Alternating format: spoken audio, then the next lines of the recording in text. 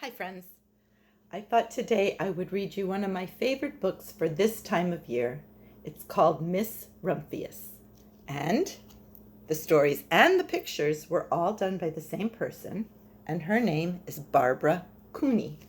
And right here you can see that she won an award for writing this book and doing the pictures. She's the winner of the American Book Award. Miss Rumphius. And there is a dedication in this book. And I think it's a great dedication. It's to St. Nicholas, patron saint of children, sailors, and maidens. Here's the first picture. The Lupin lady lives in a small house overlooking the sea. In between the rocks around her house grow blue and purple and rose-colored flowers. The Lupin lady is little and old, but she has not always been that way. I know. She is my great-aunt, and she told me so.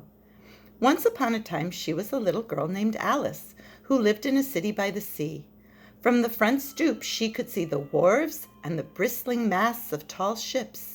Many years ago her grandfather had come to America on a large sailing ship. Here's the next picture. Now he worked in the shop at the bottom of the house, making figureheads for the prows of ships and carving Indians out of wood to put in front of cigar stores. For Alice's grandfather was an artist. He painted pictures, too, of sailing ships and places across the sea. When he was very busy, Alice helped him put in the skies. There she is at the easel.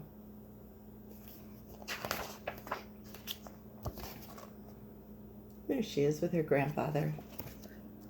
In the evening, Alice sat on her grandfather's knee and listened to his stories of faraway places. When he had finished, Alice would say, "When I grow up, I too will go to faraway places. And when I grow old, I too will live beside the sea." "That's all very well, little Alice," said her grandfather, "but there is a third thing you must do."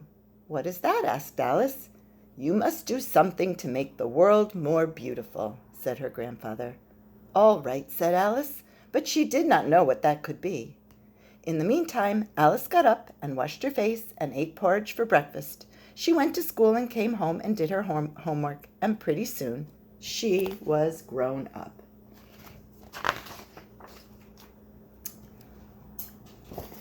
Here you go. There's the next picture.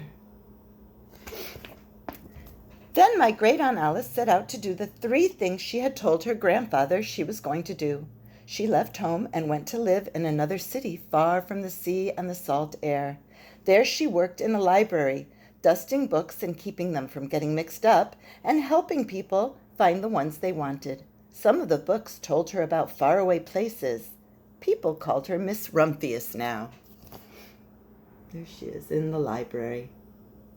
It's a pretty library. There she is. Sometimes she went to the conservatory in the middle of the park.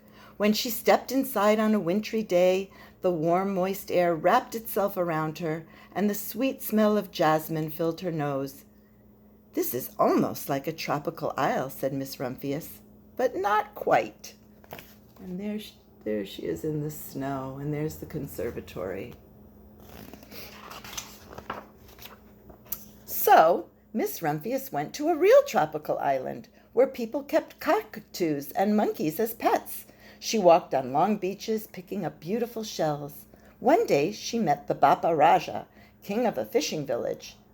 "You must be tired," he said. "Come into my house and rest." So Miss Rumphius went in and met the Bapa Raja's wife. The Bapa Raja himself fetched a green coconut and cut a slice off the top so that Miss Rumphius could drink the coconut water inside.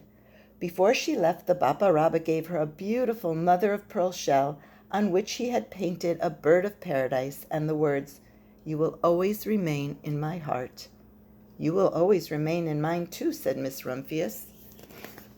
There she is on the beach, and there's the Bapa Raja and his house and his children.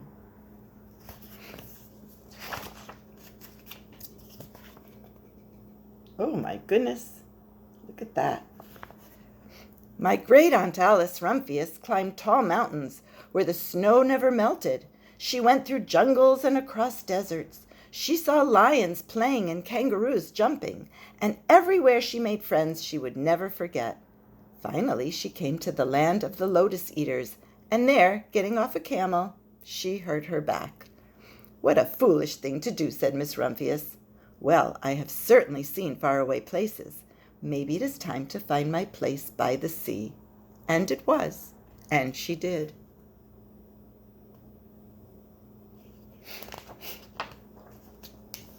There's her place by the sea.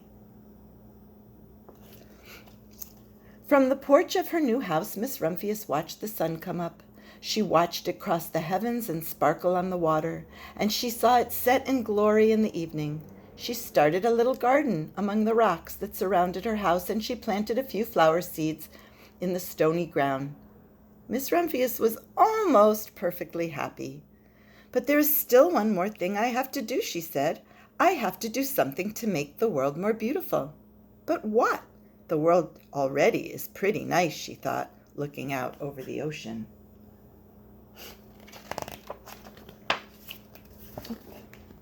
There she is in bed. The next spring, Miss Rumphius did not feel well. Her back was bothering her again, and she had to stay in bed most of the time. The flowers she had planted the summer before had come up and bloomed in spite of the stony ground. She could see them from her bedroom window, blue and purple and rose-colored. "Lupins," said Miss Rumphius with satisfaction. "I have always loved lupins the best. I wish I could plant more seeds this summer, so that I could have still more flowers next year." But she was not able to.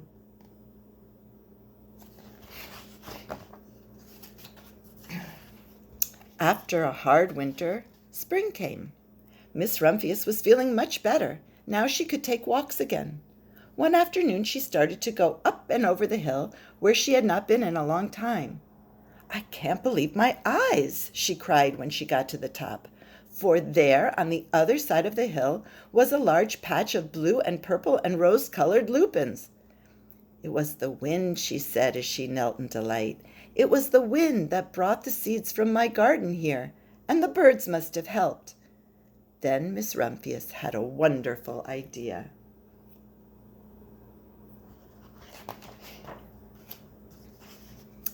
She hurried home and got out her seed catalogs. She went to the very best seed house for 5 bushels of lupin seed. All that summer, Miss Rumphius, her pockets full of seeds, wandered over fields and headlands, sowing lupins. She scattered seeds along the highways and down the country lanes.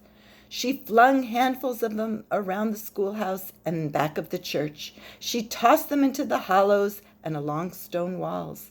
Her back didn't hurt her any more at all. Now some people called her that crazy old lady.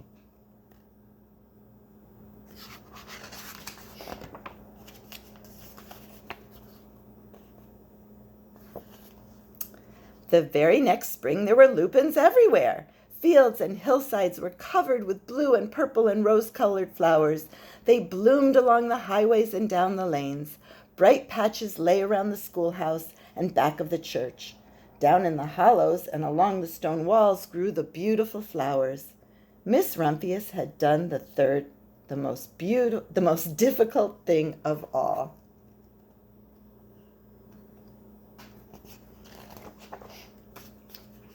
And there she is. She's old now, huh? She's a grandma now. My great Aunt Alice, Miss Rumphius, is very old now. Her hair is very white. Every year there are more and more lupins. Now they call her the Lupin Lady. Sometimes my friends stand with me outside her gate, curious to see the old lady who planted the fields of lupins. When she invites us in, they come slowly. They think she is the oldest woman in the world. Often she tells us stories of faraway places. When I grow up, I tell her, I too will go to faraway places and come home to live by the sea. That is all very well, little Alice, says my aunt, but there is a third thing you must do. What is that? I ask.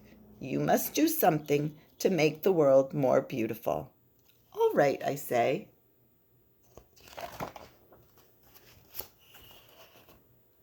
But I do not know yet what that can be.